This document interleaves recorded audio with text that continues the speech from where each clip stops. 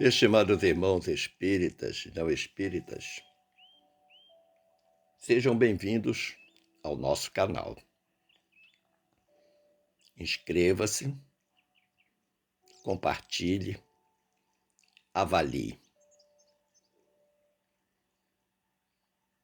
Desejo saudar a todos os nossos irmãos do Centro Espírita Lar Sem Fronteiras, na cidade do Recife, estimando que a paz de nosso amorável Mestre Jesus esteja em todos os corações aqui presentes, encarnados e desencarnados, balsamizando dores, esclarecendo dúvidas, enxugando lágrimas, fortalecendo a fé.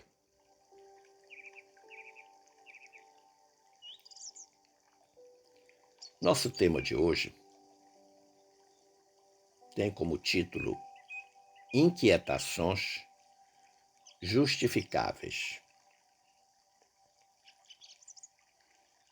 E a base evangélica para a escolha desse tema está no Evangelho de Mateus, capítulo 5, versículo 4, em que nosso amorável Mestre Jesus, no antológico Sermão do Monte, disse à grande massa que o ouvia: Bem-aventurados os que choram, porque serão consolados. Por outro lado, a base doutrinária que norteou essa escolha vem do capítulo 5, Bem-aventurados os aflitos. Então, a base evangélica e a base doutrinária estão amplamente correlacionadas. Mas a estratégia pedagógica de hoje será diferente das demais já apresentadas nesta casa de amor e trabalho. Nós optamos pela chamada leitura comentada. E, para tanto, nós selecionamos um texto riquíssimo da autoria mediúnica do espírito Amélia Rodrigues, que ditou ao médium Divaldo Pereira Franco, no dia 21 de dezembro de 2014, esta belíssima página, por ocasião da sessão mediúnica do Centro Espírita Caminho da Redenção. Vamos então ao texto de Amélia Rodrigues. Ela inicia: Aquele fora um dia exaustivo e cheio de surpresas. A boa nova espraiava-se como perfume docemente carreado por mansa brisa. Cidades e aldeias da Galileia eram beneficiadas pelas informações libertadoras em torno da vida, do ser humano e do reino de Deus. Outras tetrarquia significa cada uma das 4 partes, províncias ou governos em que se dividiu alguns estados de Israel, igualmente haviam sido abençoadas pela presença do Rabi e de regiões próximas, além do Rio Jordão, pertencentes a outros países, chegavam peregrinos e enfermos em busca da sua misericórdia. Então, Amélia, de uma forma extremamente poética, está começando a colocar para a gente toda aquela movimentação que se dava em torno da presença de Jesus e que atraía não apenas as pessoas dali da região da Galileia e da Judéia, mas de províncias e de regiões mais distantes. E a grande maioria das pessoas que vinha procurá-lo eram enfermos que já haviam sido informados das chamadas curas de Jesus. Mas prossegue Amélia. Por outro lado, então a moeda tem duas faces. Apresentamos primeiro a face mais bonita, agora a Amélia vai apresentar a face mais, não diria mais feia, mas menos bonita. Ela diz, por outro lado, aumentava também a animosidade de fariseus, saduceus e herodianos contra Jesus. E por sentirem-se ameaçados pelas sublimes palavras de que ele se fizera portador, e em razão do seu absoluto desinteresse pelas posses materiais, e quejando-os. Quejando significa dizer que é da mesma natureza. Então, fariseus, saduceus e herodianos estavam aborrecidos com Jesus, exatamente porque o mestre demonstrava nenhum interesse pelas posses materiais. Jesus não estava interessado em poder, em prestígio, em fama, em riqueza. Não, ele estava interessado em ajudar as pessoas, esclarecer as pessoas. E fazendo uma citação que está no Evangelho de Marcos, capítulo 5, versículos 1 a 20, e de Lucas, capítulo 8, versículos 26 a 39, diz Amélia, o retorno de Gadara, após a libertação de Legião e da indiferença dos Gerasenos, mais interessados nos seus porcos do que no mestre, causara sentimentos desencontrados e frustrantes nos seus companheiros. Então, o que foi que aconteceu lá em Gadara? Tem um homem absolutamente endemoniado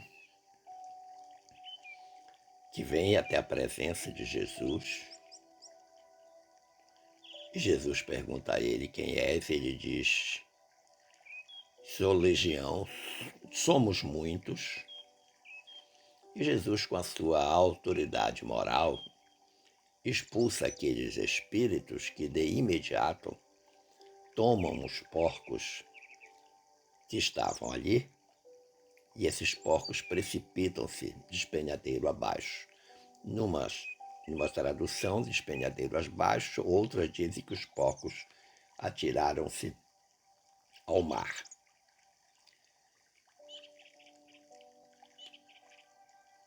E os companheiros de Jesus ficaram meio injuriados com o que aconteceu. Enquanto as barcas, diz Amélia, cortavam as ondas em movimentos contínuos, sob um céu iluminado fortemente pelo astro-rei, alguns discípulos não escondiam a decepção e a raiva em decorrência do acontecimento. Caprichosos, sequer deram oportunidade ao rabi para que expusesse o que possuía de beleza interior para oferecer-lhes. A sua agressividade às portas da cidade irritara Pedro a tal ponto que lhe solicitara fizesse descer fogo celeste para os destruir, no que não fora atendido. Então, quando eles chegam lá na terra dos Gerasenos, são muito mal recebidos, e isso, de uma certa forma, causou um desconforto, uma animosidade da parte dos discípulos. E aí fica uma lição para todos nós, né? Muitas vezes a nossa prédica, as nossas informações, a nossa boa vontade em levar o conhecimento não é muito bem aceita ou assimilada pelas pessoas. E nós nos chateamos, nos aborrecemos, mas Jesus quer colocar para eles exatamente o contrário, que é preciso que nós manifestemos piedade para com aqueles que ainda não estão aptos a ouvir a palavra do Mestre. Segue Amélia. O Mestre compreendia-os na ignorância em que se refugiavam e tivera deles infinita compaixão. Nem toda semente encontra solo fértil para germinar. Então, da mesma forma que eu falei anteriormente, Jesus reconhece ali nos Gerasenos que aquele era um solo ainda árido para assimilar o que Jesus estava querendo ensinar. Ele cumprira com o dever de auxiliar o enfermo a ver-se livre da opressão terrível dos obsessores que o constringiam desde há muito, ameaçando-lhe a existência. Ou seja, Jesus faz o que tem que ser feito.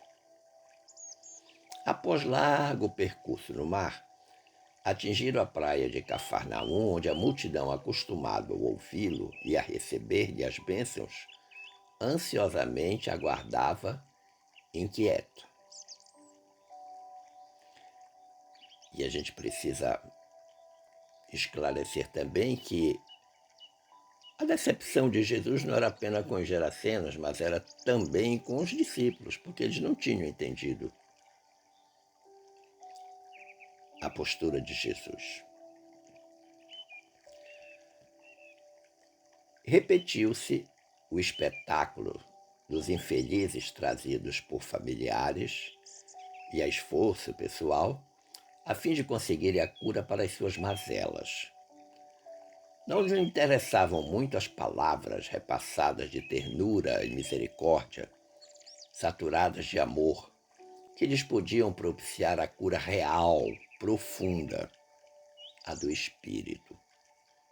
A preocupação exclusiva era com o corpo e suas deficiências, sem sabedoria para tentar entender-lhes as causas. As pessoas estavam interessadas na cura física, na cura do corpo. Elas não atentavam ainda para a importância da cura do espírito. Elas não sabiam ainda que quando o espírito adoece, o corpo fica doente também e vice-versa. Elas só conseguiam reconhecer as suas dificuldades no corpo físico. E tudo que elas queriam era ficar curadas. Então, tudo que Jesus dizia e fazia com muito amor, com muito carinho, com muita dedicação, com muita entrega, eles pouco valorizavam, talvez, que o que eles queriam era a cura das mazelas. Segue Amélia. Quando o velário da noite desceu, salpicado de lírios estelares, eu gosto muito dessa poesia da Amélia Rodrigues. Após a refeição na casa de Simão, o amigo buscou a praia quase deserta, onde as ondas sucessivas do mar cantavam sua melodia, aureolada pela espuma branca que as praias absorviam, e aguardou que os amigos se lhe acercassem, o que logo ocorreu.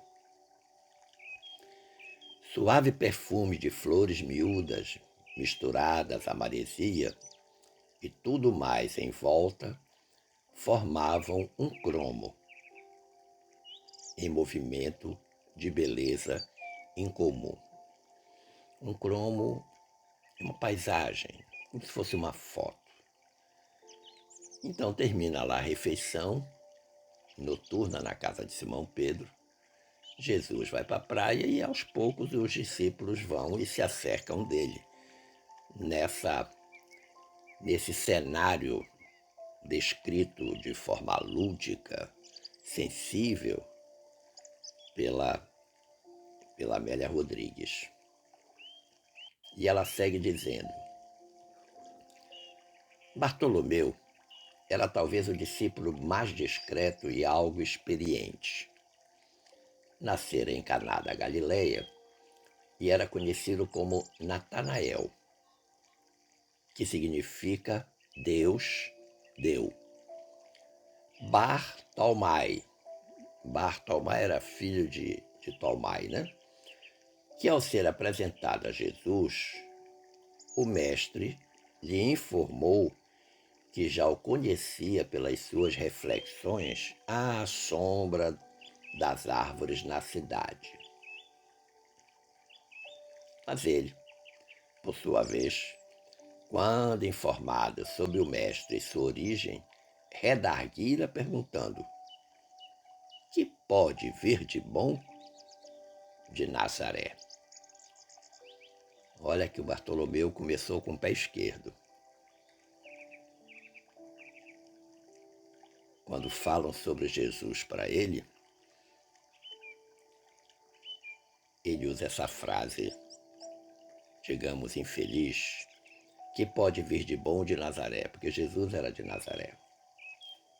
Mas Amélia continua dizendo: tornara-se-lhe discípulo humilde e devotado, que mais tarde daria a existência em holocausto de amor em sua memória.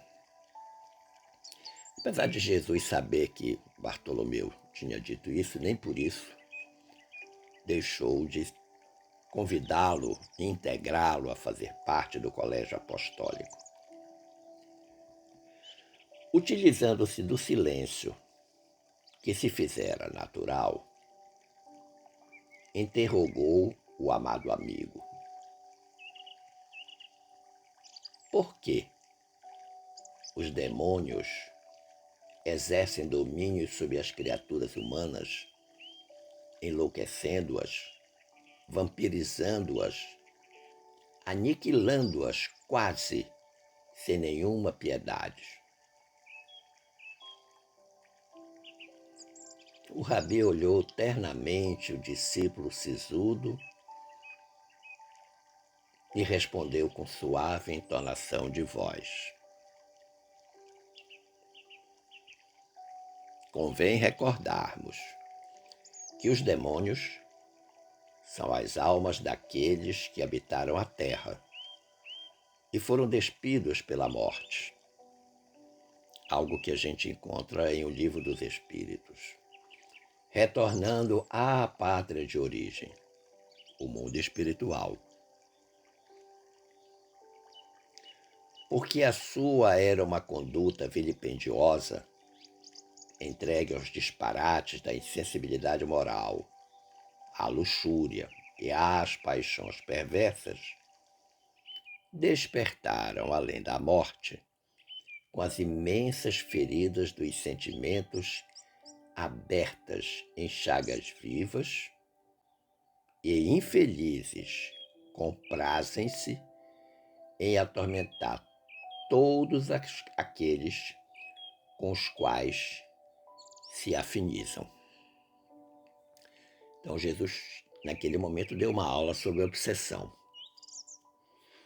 inclusive identificando, esclarecendo quem era o obsessor e por que ele agia assim.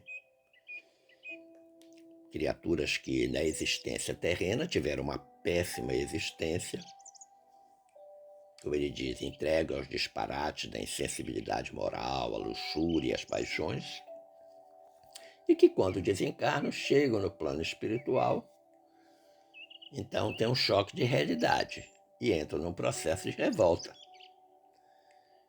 E aí tudo que eles querem é a vingança. E a vingança vem através da obsessão. Mas prossegue Amélia. As criaturas humanas ouvem e tomam conhecimento das escrituras que advertem quanto ao comportamento e os deveres para com Deus e os seus irmãos. Então Jesus está prosseguindo na sua prédica.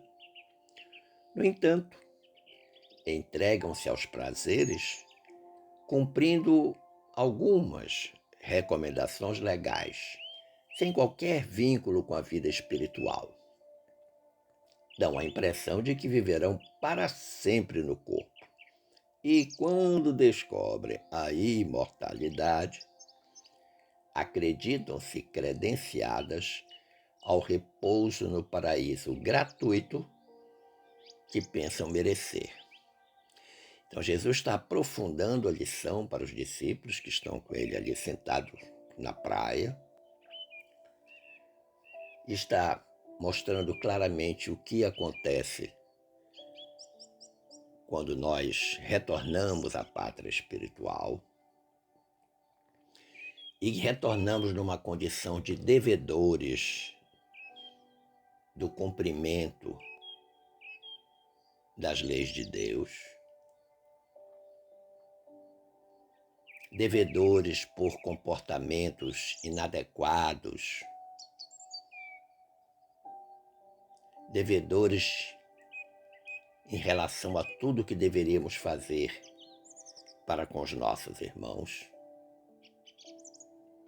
E que isso acontece porque, enquanto se está na existência, tem-se a impressão que vai viver eternamente, não obstante o espírito ser imortal, mas o corpo é finito. E quando chega no plano espiritual, então tem a impressão que, terminada a missão na Terra, vai agora descansar, vai repousar no paraíso gratuito, como diz Jesus. E Jesus continua dizendo: o Pai generoso e sábio permite que os mais comprometidos, porém, voltem à Terra em estado de redenção, enfermos e debilitados, tomando-se vítimas daqueles aos quais prejudicaram e anatematizaram. Olha que interessante. Reencarna, mas reencarna no processo expiatório. É o que Jesus está ensinando. E que o Consolador prometido veio esclarecer definitivamente para todos nós. Segue Amélia. Aí um dos discípulos vai falar. E qual seria, indagou o discípulo atento, o meio para impedir essa ocorrência lamentável por sua crueldade? Os profetas demonstraram que a existência terrena é oportunidade para o crescimento espiritual e prescreveram as leis que, obedecidas, precatam os indivíduos das interferências do mal. A resposta de Jesus é perfeita. O egoísmo, a soberba, os sentimentos negativos, porém, prevalecem em sacerdotes, levitas, fariseus, saduceus inescrupulosos, divulgando as suas ideias fantasistas e negadoras da realidade de Deus, facultando a degradação íntima, embora disfarçada pela pureza dos trajes impecáveis, da hipocrisia religiosa que a todos empurram para a submissão às forças do mal. Jesus está explicando claramente a lei de causa e efeito, exatamente citando aquelas pessoas que a Amélia Rodrigues se refere lá no início do texto, quando ela diz que fariseus, saduceus e herodianos estavam bravos com Jesus. Mas que, do ponto de vista da tradição judaica, eles permaneciam com as suas túnicas impecáveis, com a hipocrisia religiosa, e que nessa condição eles se tornavam presas fáceis para as forças do mal. Também seriam obsidiados.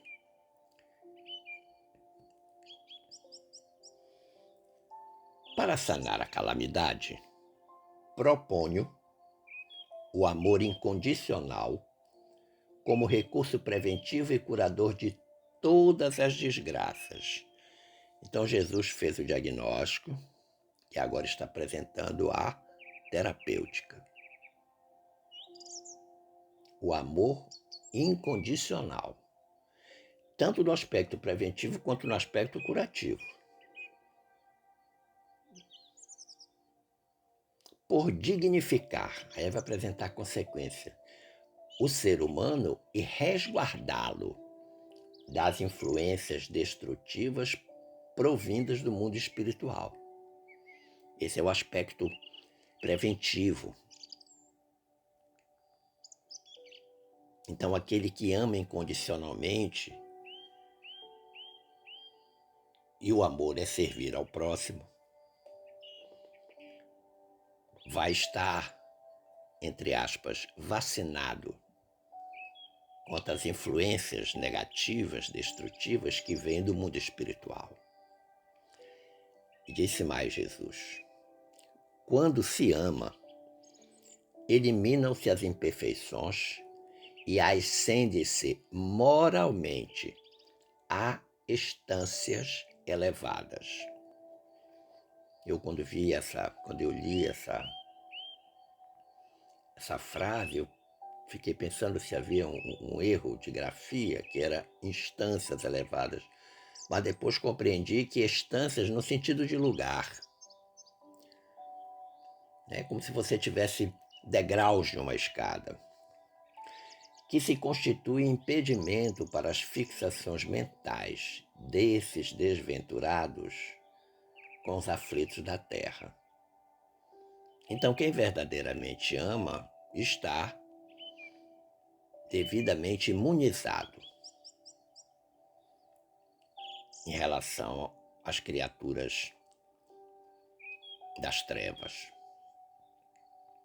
E Jesus diz: dias virão no futuro em que o Pai enviará os seus mensageiros em meu nome para iluminar as consciências terrestres e resgatar os que demonizam as demais, voltando-se para o bem. Jesus faz um anúncio tácito do Consolador prometido. Está falando do Espiritismo, da doutrina dos Espíritos, em que retornarão à Terra espíritos mais esclarecidos com a finalidade de iluminar as consciências terrestres. Olha que interessante.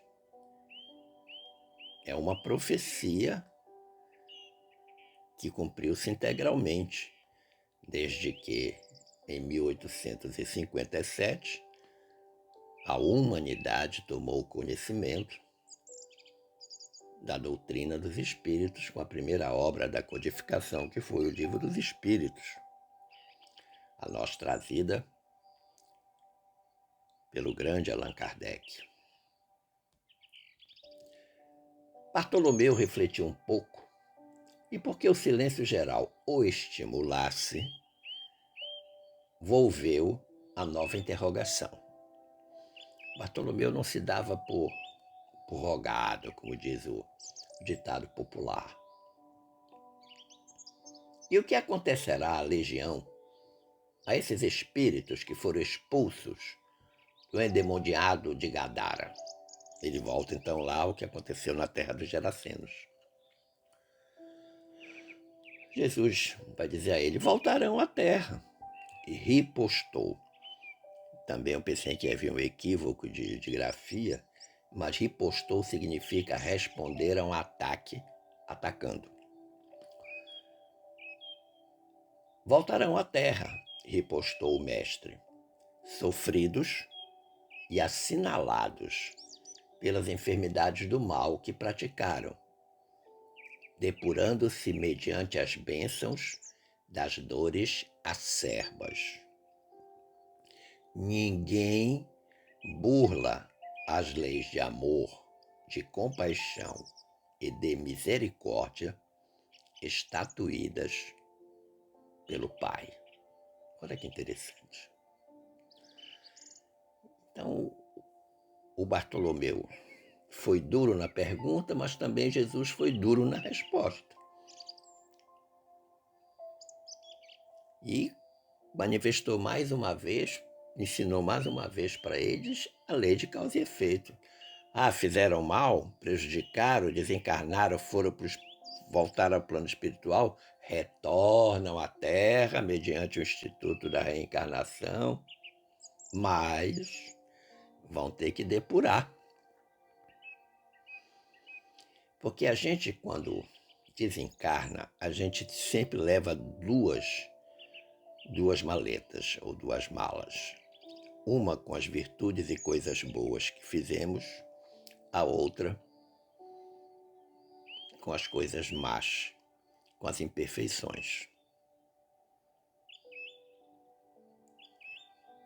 O Chico Xavier deve ter subido com um baú de virtudes e uma pochetezinha de imperfeições. Não obstante ele se considerasse um cisco e não um Chico. E Jesus diz a eles, ninguém burla, não há regime de exceção, ninguém burla as leis de amor, compaixão e misericórdia, que são as leis divinas, que são as leis naturais, 614 lá do Livro dos Espíritos, feitas para a felicidade do homem, e o homem só é infeliz quando delas se afasta. Plantou, colheu. Essa é a justiça divina.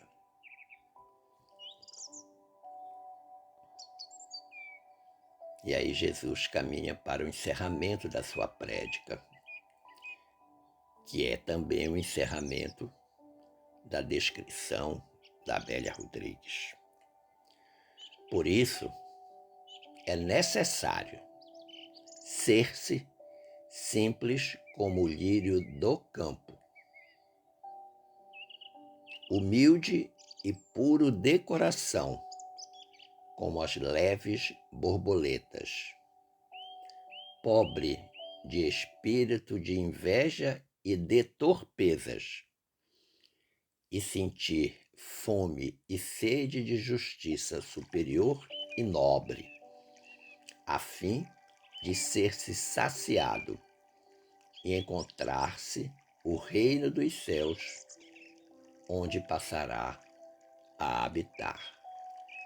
Então Jesus faz um fechamento de ouro e coloca logo as condições essenciais que todos nós devemos observar, da simplicidade, da humildade, da pureza, sermos destituídos de inveja, de torpeza, de maldade, mas sentirmos no fundo do nosso coração sempre uma sede de justiça, uma sede, uma fome de justiça, mas uma justiça superior e nobre.